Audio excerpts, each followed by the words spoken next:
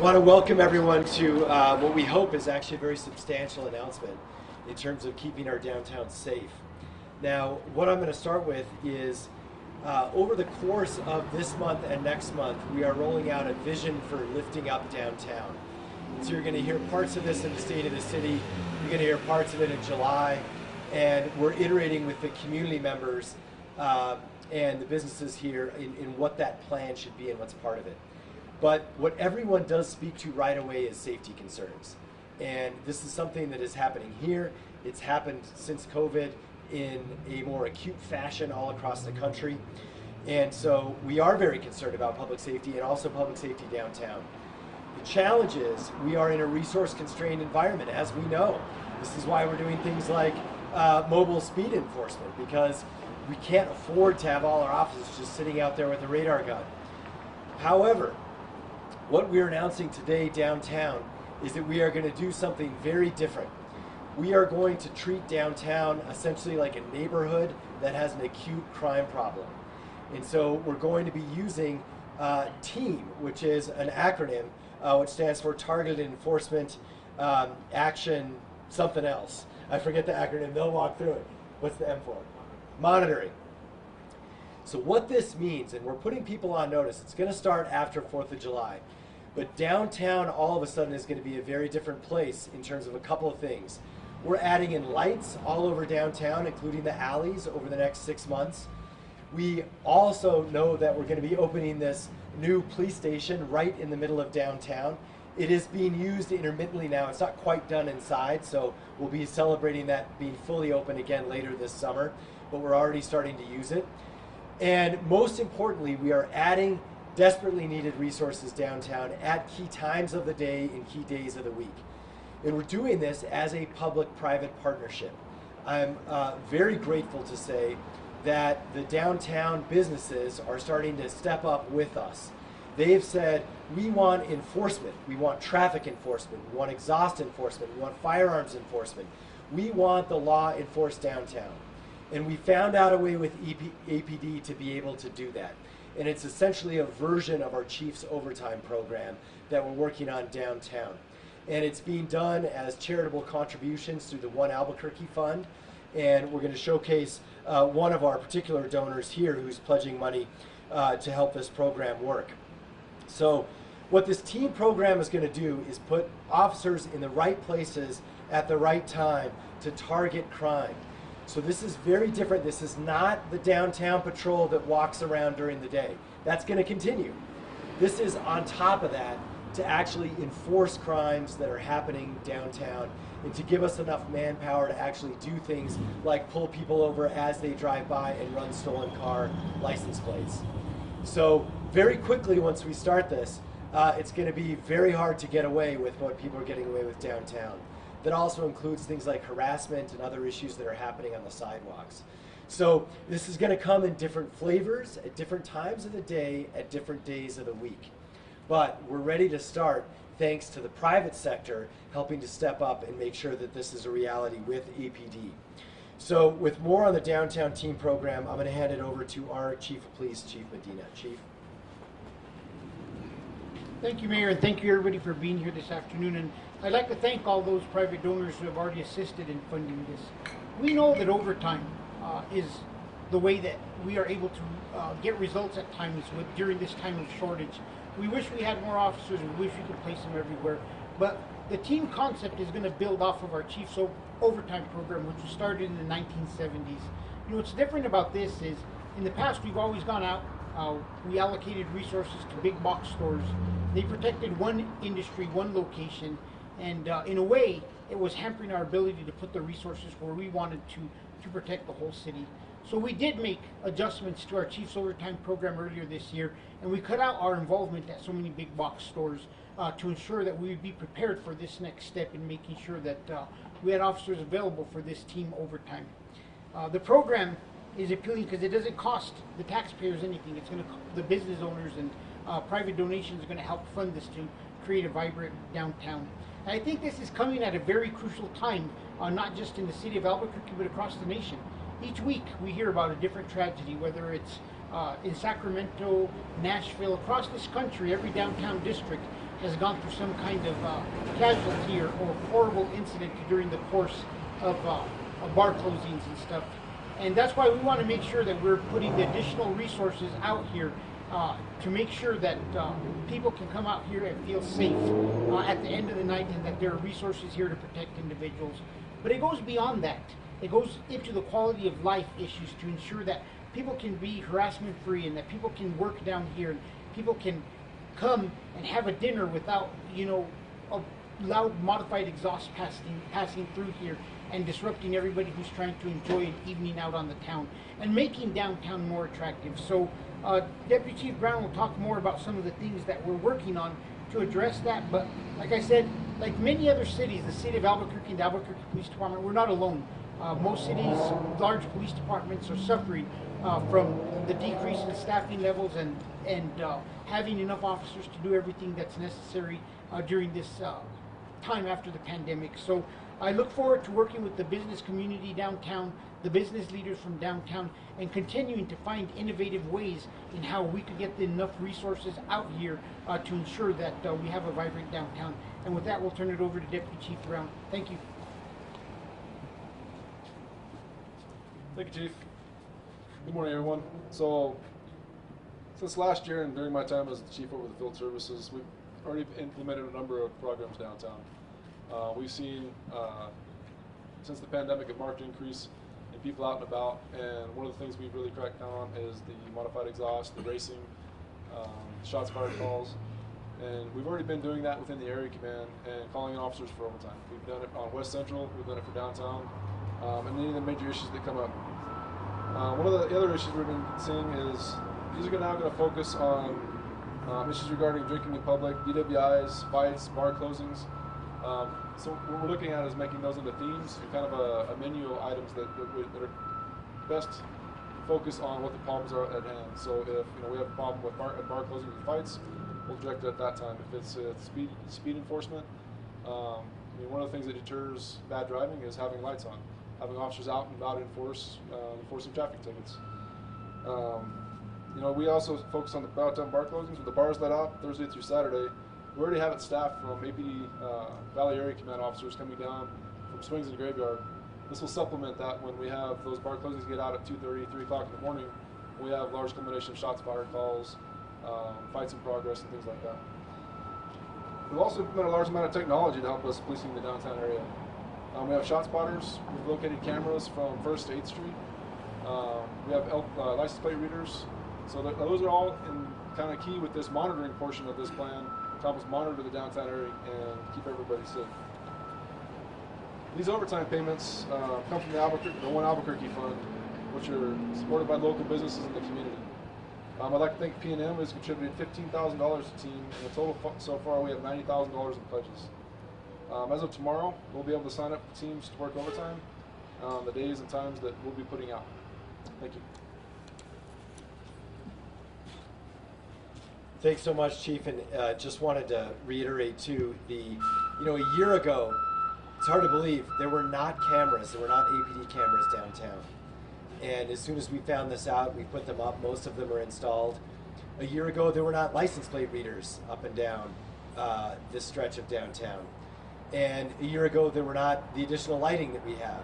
And I also want to mention too that the facilitators of crime downtown are going to be part of this too.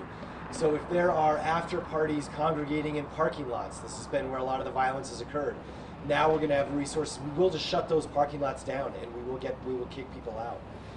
That is the kind of thing that these additional resources are going to be able to do, and they can do it because of the funding that's being supplied by the business community downtown.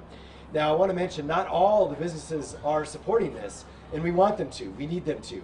We have enough funding to get started and try this out this summer. That's all the funding we have. But we hope we're going to demonstrate how important this is, and then we'll get enough funding to run this year-round. So a huge contributor and reason why we're able to do this is P&M. Our, of course, local utility. They have stepped up big with $15,000, a grant from P&M to help get this started. And so with that, I want to introduce our representatives from P&M and Shannon Jackson. Thank you, Mayor. Curbing crime is a shared responsibility and the first order of business for any downtown revitalization work. Downtown businesses are acutely aware of the crime challenges we have here and, quite frankly, the reputation that sometimes downtown has.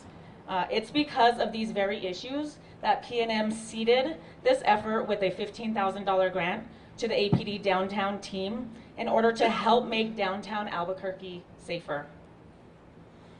Our hope is that it inspires even more businesses that also love our city and are willing to step up, band together, and provide even more resources that increase community safety in our downtown area. P&M and the P&M Resources Foundation, we are proud to support programs just like this that are providing the needed resources to rebuild stronger, safer, more cohesive, vibrant, and participatory communities. I'll go ahead and turn it over to my friend and colleague, Sherrick Rowenhorst, P&M Government Affairs and Community Relations Manager. Thank you, Shannon. Downtown Albuquerque is a center of culture and creativity. It packs a whole lot of personality into a diverse, dynamic, and energizing hub. P&M sees this effort and program as a community investment, the building blocks for a bright downtown future that can be found with partnerships like this one, an important one. Downtown has a high concentration of highly skilled talent, arts, education, culture, schools, restaurants, and much more. Partnerships like this build a stronger and safer community. That is why we are standing with you today. That is One Albuquerque. And again, we'd like to thank the Mayor, Chief Medina, and City of Albuquerque and APD for their service for our community. Thank you. Okay, well, we'll take a few questions if folks have them, and Rebecca, you could call on people. This is more so Chief Medina or Josh. Do you guys really have enough staffing for this? I mean, you were trying to get a certain amount of police officers, Mayor Keller, since you've been elected. You're cutting chiefs overtime. Do you really have enough staffing to implement this program? You know, this is exactly why we cut some of the Chiefs Overtime programs that we had. There are some big box stores that were accounting for up to 100 Chiefs Overtime assignments a month. By cutting all these Chiefs Overtime assignments at the big box stores, we've created the need for officers to find other overtime. And that's what the goal was replace that overtime with this team's overtime. So we replaced that quite often earlier in the year, and we're replacing it with this team's overtime. So we'll see, but we should have enough officers to be able to work this. We already have some traffic officers that sometimes come out on weekends, and this is going to enable us to also fund them for additional nights. And for Chiefs Overtime, you have to have officers actually sign up for it, right? Yes, we'll have to have officers sign up, but the Valley Area Commander will be working with officers to make sure that during specific times we have specific units, and they reach out and work with those units. For example, the days that we've seen the biggest improvement with traffic, it's been our traffic officers who are carrying the brunt of that. So we'll make sure that our Valley Commander is working with the traffic commander, and that we have traffic officers working those times. How many officers will you have on a shift? It varies. It's going to depend. There are some times we may have 4 who are just conducting traffic on both sides of Central. There may be times at closing where we have additionals that are stationed at the different parking lots where we've seen that we've had some of our issues. So it's all dependent on the situation, the time of day, and what resources we have available and how much funding we have. Chief, you mentioned, or the mayor mentioned too, that you've identified different days and different times of days that you're focused on. Do you know what those are besides the bars closed? You know, the bar closing is one big one, but the evening hours, like we talked about, for the quality of life, as we're trying to get individuals to come downtown, and we know that the streets are still open, there's cars going back and forth, and you have these modified exhausts going back and forth as people are trying to enjoy dinner in the evening. So that's another time frame that we're looking at, and other times of the day.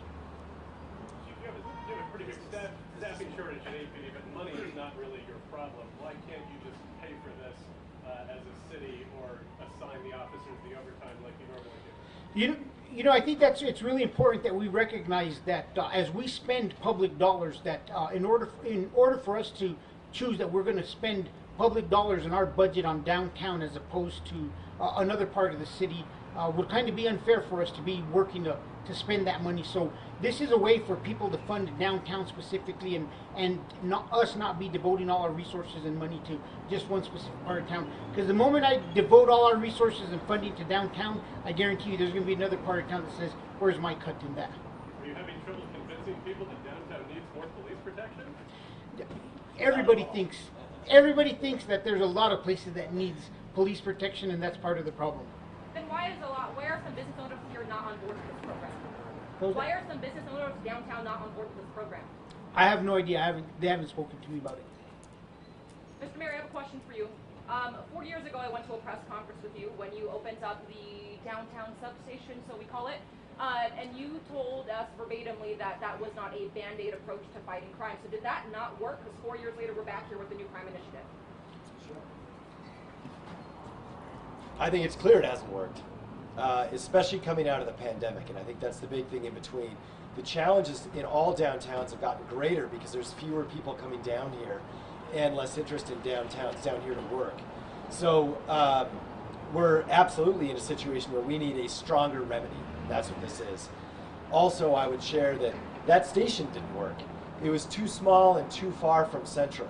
This one, when it's fully open, is a massive statement of a commitment to public safety downtown. So that station was problematic in that it was sort of too far from the action, if you will. And I think the other thing that didn't work is we have made it clear in our meetings, downtown, the city is going to step up and help downtown, but downtown has to take control of their own future too. So, you know, because most of the people are here during the day, not all, but most of the people who work here, they have not had skin in the game. They have not been doing anything to support what we're doing downtown. And that's changing with this initiative.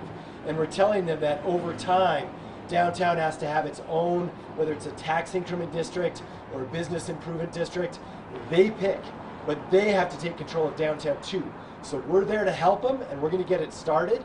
But they cannot be dependent on the city of Albuquerque to continue to do everything for them every year, because that is exactly why we've gotten in this spot right now. And so that's why when you hear about our downtown forward plan over the next few months, you're going to hear about a governance structure so that downtown can take control of its own future.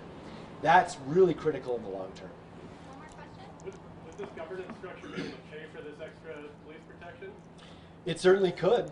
And we hope it's not always needed. I mean, we hope this is something that we will do until it's not needed anymore. But in the future, the whole notion, just like you have chiefs overtime anywhere, I mean, if Lowe's can pay for police, downtown should be able to pay for police. They just haven't been. That's the issue. And now they are. And so we're treating them, frankly, the same as they should have been all along, but they're stepping up, and I think that's a difference. Should this level of police protection come standard now in an ideal world, in an ideal city? There are lots of things that should come standard in an ideal world, and we're so far from that in America and in Albuquerque that you got to deal with the emergent problem in front of you. I'm not going to talk about all the philosophical things that I would love to be different when there are violent crimes occurring every day downtown. So, Mr. Mayor, you said you had... Sorry. Go ahead.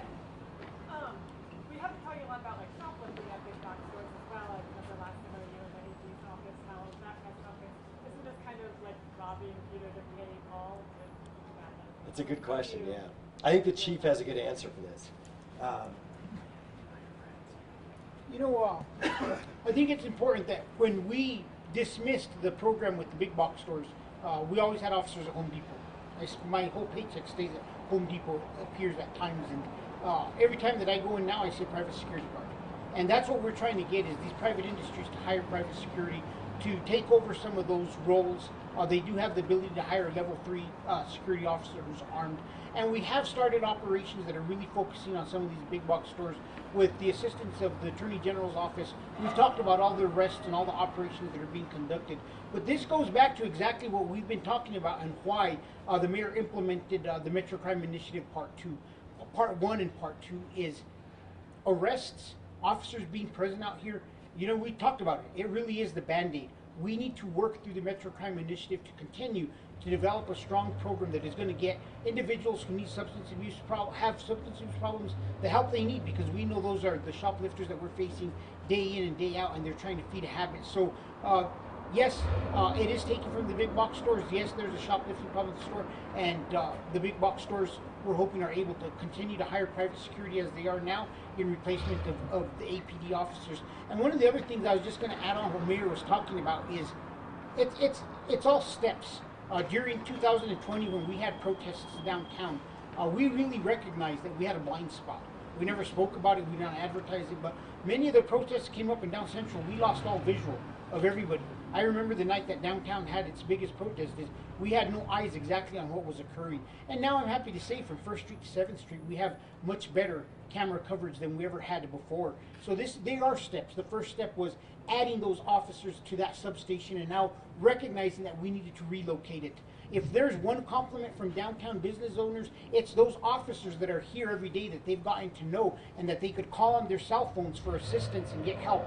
This is just adding the numbers to that so we could get more. And theoretically, someday in that perfect world, when we have the amount of officers we need, to have them all permanently here and not putting them here in overtime is truly a long-term solution and true community policing. But unfortunately, we have to modify and create a response with the resources that we have at hand now.